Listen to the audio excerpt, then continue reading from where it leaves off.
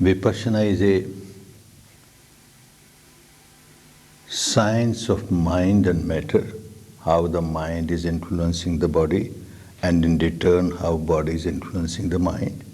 And it all happens at the depth of the mind. The conscious mind does not know what is happening deep inside. And one keeps on developing a habit pattern of reacting with craving whenever there is a pleasant sensation, reacting with aversion whenever there is unpleasant sensation. And constantly there are sensations throughout the body, pleasant, unpleasant, pleasant, unpleasant. The conscious mind may not react, but the deep unconscious is constantly reacting. It has become the slave of its own habit pattern of craving, aversion, craving, aversion. All other impurities of the mind, all other defilements of the mind are just product of these two, craving, aversion, craving, aversion. And whenever one generates craving or aversion, one loses the peace of the mind, the harmony of the mind, the balance of the mind. One becomes a miserable person. Without knowing that I am harming myself, one keeps on harming oneself. There are other techniques, we are not here to condemn them. Those techniques work at the surface level of the mind to calm the mind, perfectly all right, to purify the mind, perfectly all right, but just on the surface level or maybe slightly deeper. But this works, it starts working at the root level. The root level of the mind is constantly in contact with body sensations. Mind and matter are so interconnected, constantly, and there the habit pattern of craving aversion is going on. So you have to break that habit pattern, for which you have to go to the depth of the mind.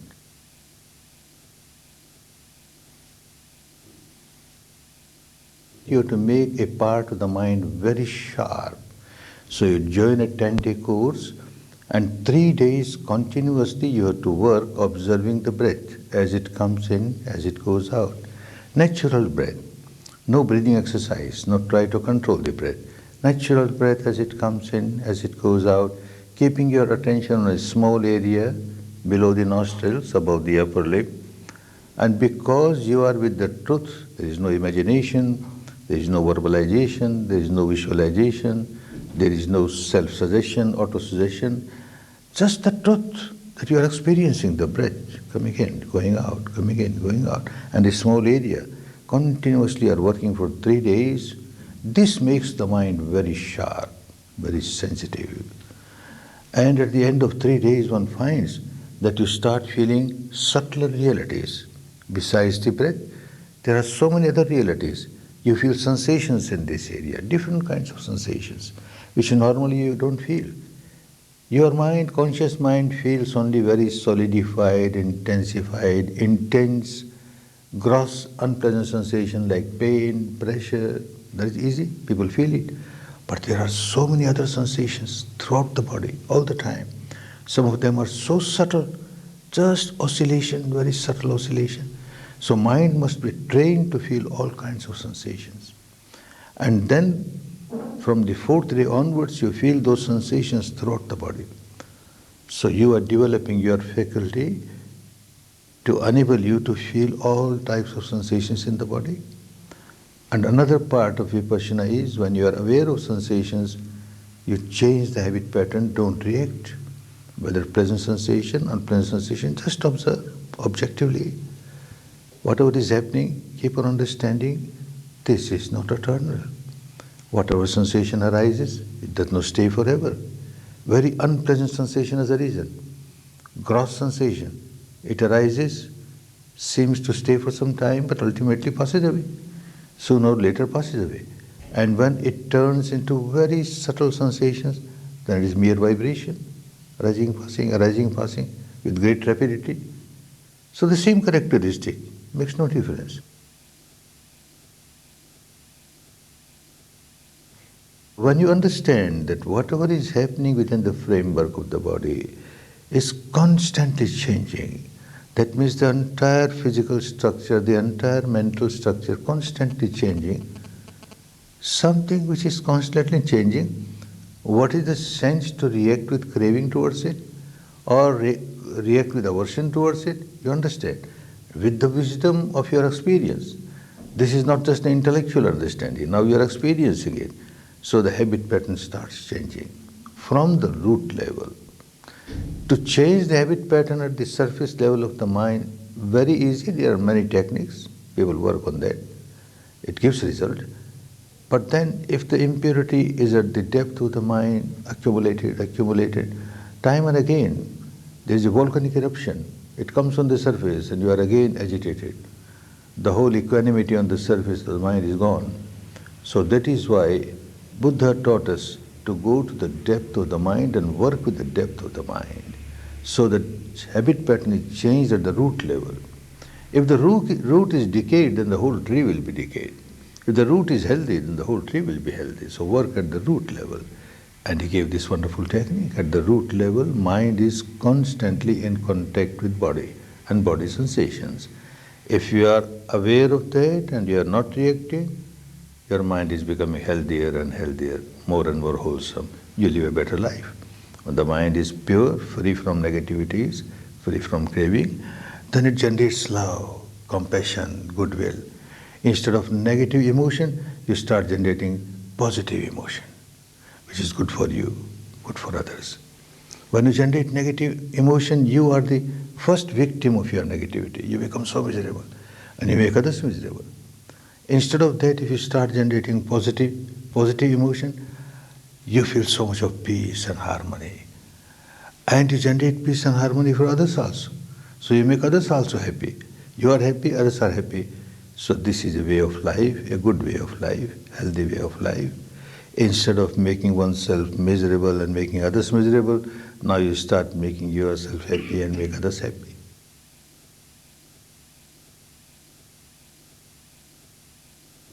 This is acceptable by everyone because it is not connected with any religion. There is no dogma, no blind belief, no cult, science of mind and matter. And you accept only when you experience something. Don't accept because the teacher says so or because the Buddha said so, nothing doing. You experience, you find it is good for you, then only accept it. And not only accept, then you live that life. Live a happy life.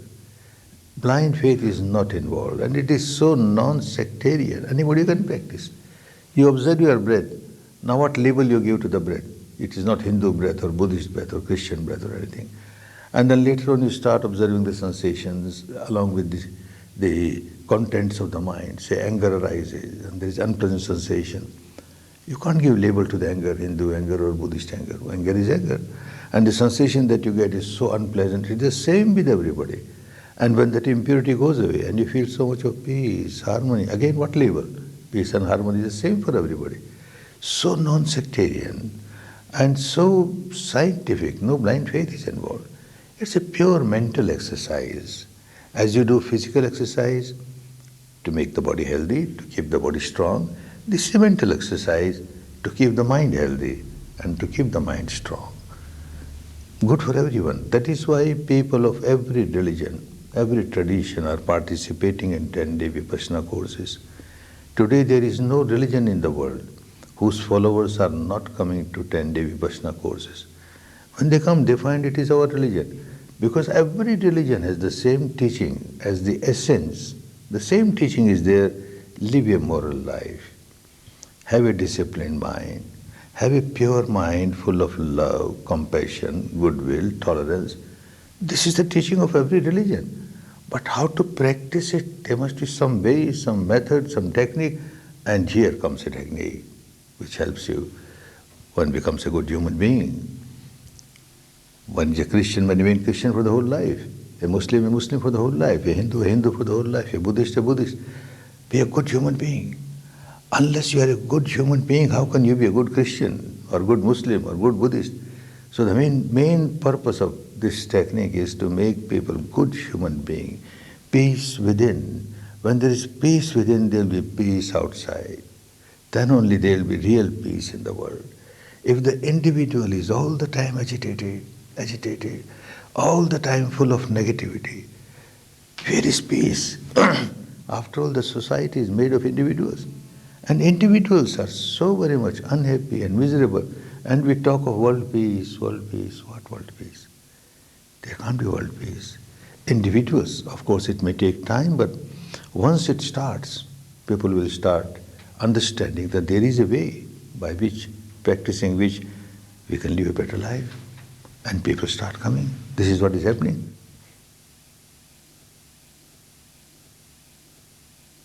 Last 32 years it has come out of Myanmar. It was maintained in Myanmar for thousands of years, originally from India. Buddha discovered it. And then it was lost in India after 500 years. Different countries it went, there also got lost. One country, Myanmar, maintained it. But there are also very few people, only from teacher to pupil, teacher to pupil. The rest of them, they never knew even what's happening. Now it has come out of Myanmar. And we find how the world is accepting it. Everywhere people like it because it is result-oriented. Not that you will get something after death also you will get, but what you get now is more important, here and now. And you get the benefit here and now. People start living more peaceful life. Their capacity to work increases. They are more responsible towards their duties. And the human values, enhancement of human values, that is required everywhere in the world, with every community. And this technique gives that result. It is always relevant. It was relevant 26 centuries back. There were people who were living very miserable life, harming others. Today, the situation is worse. What terror is going on all around. And in the name of religion, terror is being practiced. These terrorists, ignorant, because they don't know what they are doing. I see every religion, including the religion of the so-called terrorists, and terrorists is not limited to one community. Every religion has some terrorists.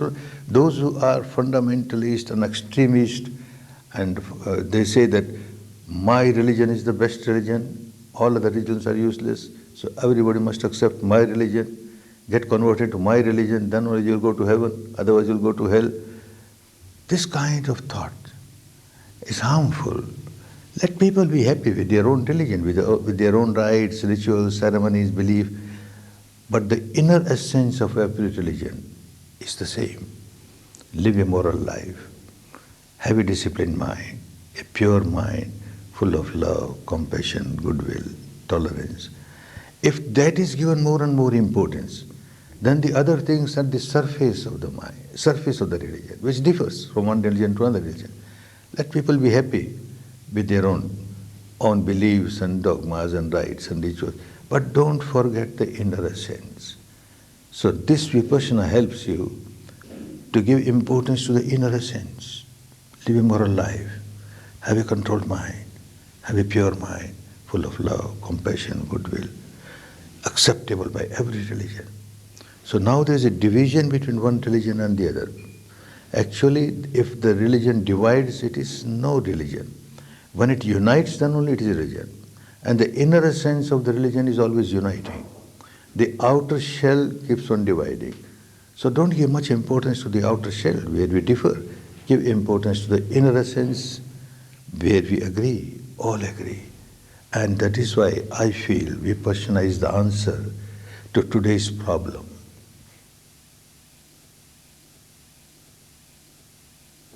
There are so many difficulties not only in the name of religion, but in the name of, say, in business also. One becomes so much greedy, overgreed. Out of overgreed, one starts harming others. One is a millionaire, I must become multimillionaire, billionaire, multi-billionaire. By hook or crook, money must come to me without understanding how I am harming others, the consumers, the shareholders. With this technique, when purity comes in the mind, one will never do that. One will earn money, honestly, nothing wrong, without harming the consumers, without becoming dishonest to the shareholders. Then it is good, nothing wrong. Nothing wrong in earning money honestly and make use of it for the good of others also. Make use of it for your maintenance, for the maintenance of your family, maintenance of all those who depend on you, and then also for the good of the society. After the money comes from the society, so a part of it should go to the society. with all the compassion, all the love. Otherwise, you give donation. A rich man, I give donation. A hospital, I make a school, I make a college. It must be known as Goenka school, Goenka hospital, Goenka college. This madness should go. It is not to build your ego. It is compassion, love for others. The volition must be more and more people get benefit from what I earn. My earning is not only for me, it is also for others. Then the whole system gets purified. It is so helpful. And time will come, because there is so much misery in every field of the society. Politicians, they don't care what they are doing. For them, their position, their power, their chair is more important. To get that, they will do anything. And to keep that, they will do anything. But with this, they won't take any wrong action. They will always look that I am here in this position to serve my people, to serve my people. So the attachment to power will become less. Serving people will be more important. So in every field, Vipassana will be so helpful, and it is helpful, getting helpful. From the student age, we give courses to children in schools, courses to the students in the colleges, and wonderful results are coming. There is memory becomes strong, very sharp. Their ability to understand the subject becomes clearer. And character building, of course, from the childhood, they have got good character building. Similarly, courses are given in the prisons. Hard criminals, these terrorists, when they are in the prison, they take courses, 1 course, 2 course, 3 course, a big change. A change starts coming. The officers in the jail, they can't agree what happened, how it happened. There is no magic, no miracle. It is an exercise. By this exercise, they change themselves. So it is relevant everywhere, everywhere. It must spread.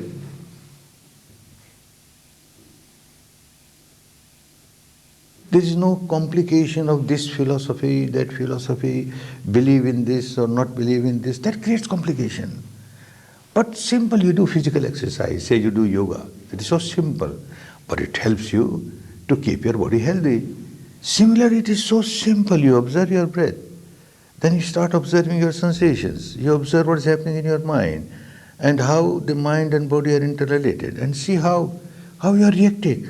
Out of ignorance, you are reacting and harming yourself. Harming yourself. When you realize that, you stop reacting.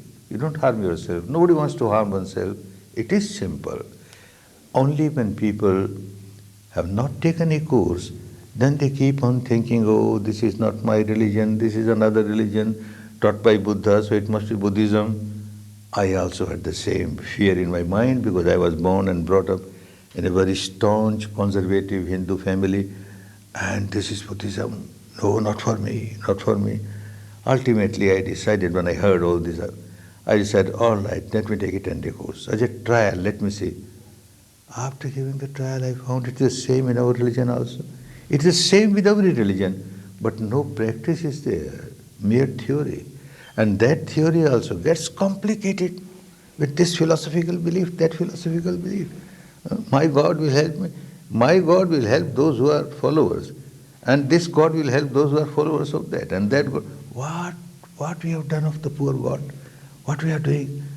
We have degraded all these things and given so much importance to these things. Not necessary. Importance must be given to morality, which is good for everyone. Let people believe in this God or this philosophy or that philosophy. Don't quarrel.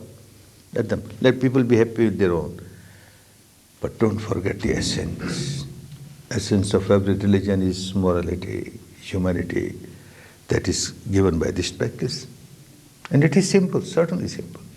10 days people have to spare, which looks too much. Oh, 10 days, how can I give 10 days?